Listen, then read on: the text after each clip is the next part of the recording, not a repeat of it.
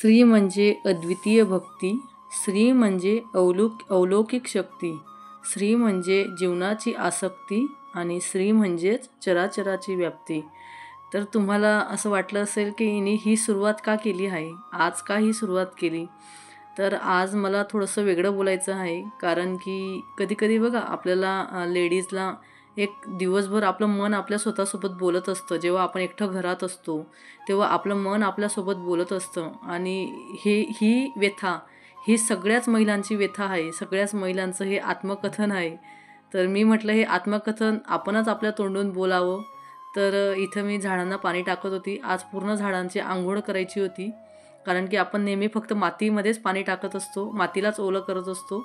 तर आज मला पूर्ण झाडांना ओलं करायचं होतं, कारण की छान ग्रीनरी वाटत असते आजूबाजूला. आणि श्री स्वामी समर्थ सगळ्यांना आजचा दिवस तुम्हाला खूप छान आनंदात मजेत जाओ ही मी प्रभूचरणी प्रार्थना करते. तर कसं असतं कधी-कधी आपल्याला महिलेला वाटत असतं, की बघा सकाळी उठल्यापासून तर रात्री झोपेस्तोवर आपल्या मनामध्ये सतत आणि सतत कंटिन्युअस आपल्या मुलांचे आणि बघा ज्यांना लहान मुलं असतील, ज्यांचे मुलं खूप लहान असतील, त्यांच्या मनामध्ये तर सतत विचार चालू असतो, खूप गोंधळ चालू असतो. आता बघा माझा हा ड्रेसिंग टेबल आहे, याच्यावरून मला आठवलं, की ड्रेसिंग टेबल रचायला फक्त 20-25 दिवस होत नाही किंवा 15 दिवस होत नाही. तेवढ्यात घरामधला भांडार, सगळ्या वस्तू अशा होऊन जातात, ज्यांच्या घरांमध्ये लहान मुलं असतात. कधी-कधी असं वाटतं ना, की एक मोठा आवाज काढून किती रडून घ्यावं आणि किती नाही. कारण की आपण कितीही म्हटलं, की घरातल्या वस्तू जिथल्या तिथं असाव्यात, ज्या त्या जागेवर असाव्यात.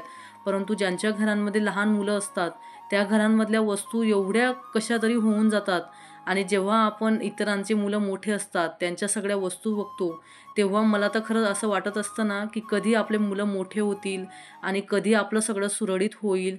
ज्यांचे मुलं लहान असले त्या आईवर काय बीतत असते, त्या आईवर काय वेळ येत असते.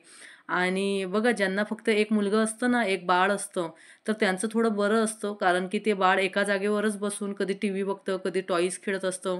पण ज्यांची 2-2 मुलं असतात, तर त्यांचं काम एवढं अवघड होऊन जातं ना, कधी-कधी आईला असं वाटतं की किती रडून द्यावं किंवा किती अशी चिडचिड होऊन जाते मनातल्या मनात, की हे सगळं असं काय चालू आहे. म्हणजे आजचा दिवस गेला, तर तिच्यासाठी खूप मोठी गोष्ट होऊन जाते. ती वर्षाचे, महिन्याचे आणि आठवड्याचे दिवस आई मोजत असते. तिच्यासाठी हे टास्क म्हणजे एवढं मोठं असतं ना, की लहान मुलं असल्यावर घरातली एकही वस्तू जागेवर राहत नाही आणि सकाळी उठल्यानंतर एवढी फजिती होत असते. एखादी वस्तू स्कूलची किंवा कुठलीही एखादी वस्तू सापडायची म्हटली, बघा आता फोटो, कधी-कधी आपल्याला फोटो पाहिजे असतात, तर ते फोटो आपल्याला सापडत नाही जागेवर. तर आम्ही इथं फोटोंचा एक डबा केलेला आहे, छोटे-छोटे पासपोर्ट, लगेच हे टेलरिंग कामच्या ज्या वस्तू असतात याचं. पण लहान मुलं असतात ना, त्यांना एखादी वस्तू पाहिजे असली, जरी ती लहान असली, पण तरीही एवढा गोंधळ असतो वस्तूंचा, की खूप जास्त गोंधळ करून ठेवतात. आणि एक वस्तू पाहिजे असते, तर 100 वस्तू खाली उतराव्या लागतात आणि मग तेव्हा ती एक वस्तू मिळत असते. तर मला तरी वाटतं, की असंच प्रत्येकाच्या घरामध्ये होत असेल आणि प्रत्येकाच्या घरामध्ये हाच गोंधळ होत असेल, तर सगळं व्यवस्थित रचल्यानंतर मग तो ड्रेसिंग टेबल असो, वॉर्डरोब असो, ड्रॉवर असतील, सगळं व्यवस्थित रचल्यानंतर असं वाटतं ना, की आता हे छान व्यवस्थित राहील आणि दुसऱ्या दिवसापासून त्या वस्तू काढताना खूप छान फ्रेश वाटायला लागतं. पण काही दिवसांनी परत ते जैसे ते होऊन जातो. तेव्हा असं वाटतं, "अरे यार, हे काय असं कशामुळे झालं? म्हणजे आपण हे उगाचच रचलं किंवा मग हे होतं तरी कसं? म्हणजे हे काय मॅजिक होत असतं का? की हे मॅजिक कसं घरामध्ये चमत्कार घडून येतो आणि कसं काय होत असतं हे खरंच कळत नाही." आणि एका आईची व्यथा ही खूप वेगळी असते. जेव्हा तिला लहान मुलं असतात, तेव्हा एखादा दिवस तर असं जातो ना, असं वाटतं किती रडून द्यावं आणि किती नाही. कारण की सकाळी उठल्यापासून सतत तिच्या डोळ्यापुढे हे सगळे कामं चालू असतात. कंटिन्यू कामं उभे राहत असतात. आज हॉल आवरला, की लगेच दुसऱ्या दिवशी किचन, किचन आवरलं की बेडरूम.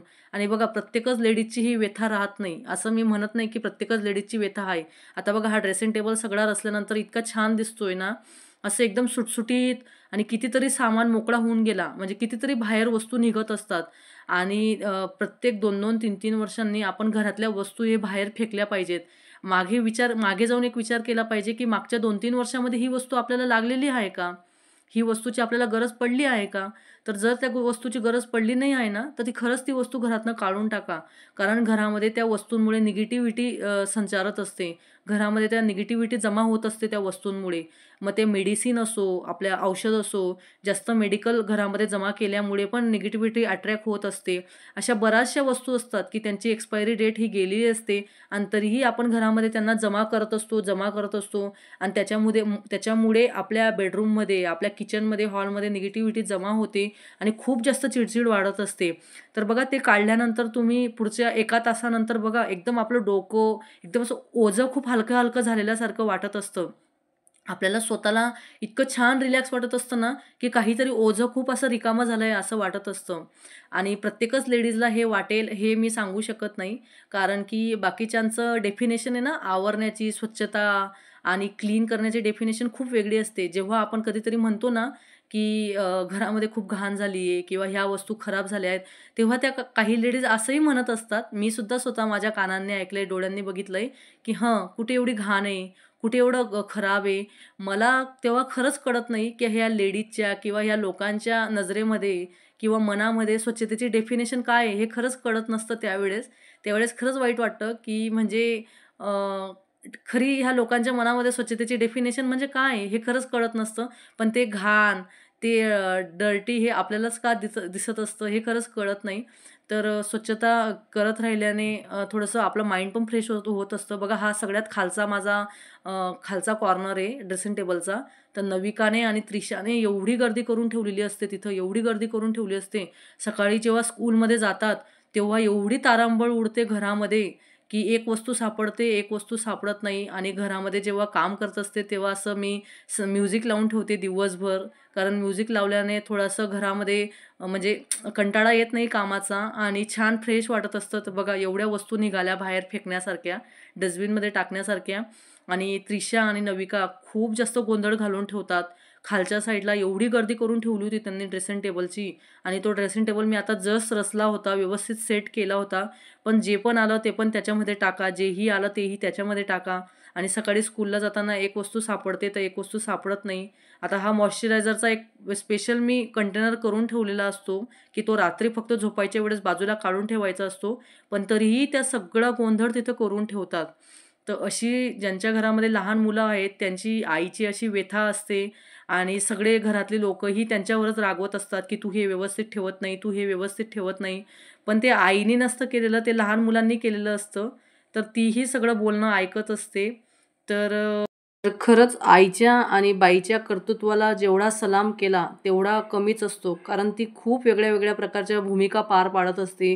कधी आई, कधी बाई, कधी मैत्रीण, तर कधी सून. अशा वेगवेगळ्या भूमिका ती पार पाडत असते आणि तिच्या या भूमिकेला खरंच सलाम आहे. तर आजचा व्हिडिओ तुम्हाला कसा वाटला? अजून सबस्क्राईब केलं नसेल तर सबस्क्राईब करा. श्री स्वामी समर्थ. धन्यवाद.